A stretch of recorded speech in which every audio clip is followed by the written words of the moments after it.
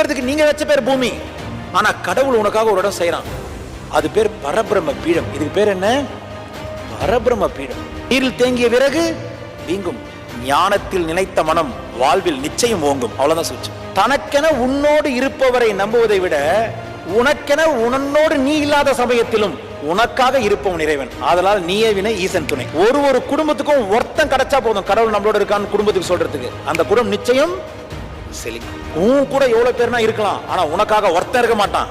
ஆனா உன் கூட எவனுமே இல்லாத சமயத்திலையும், ஏன் நீயே இல்லாத சமயத்திலையும் உனக்காக ஒருத்தன் இருப்பான். அவன் தான் இறைவன், அவன் தான் சிவம். ஈசா, நான் உன்னோடு இருப்பதை நான் அறியும் வரை நீ என்னோடு இருப்பதை அறியாமல் இருக்கும் அறியாமையை அகற்றும் வரம் தருவாய். இதுவே வரங்களில் பிரதானமும் உத்தமம். சிவமே உண்மையில் பெருஞ்செல்வம், சிவனுக்கு தீராத செல்வம் நாமே. ஐயா, சிவன் சும்மா படைச்சானா? நீ நினைக்கிற செல்வம் தான் நீங்க சேர்க்கணும். அதுக்கு வாய்ப்பு வசதி எல்லாமே பண்ணி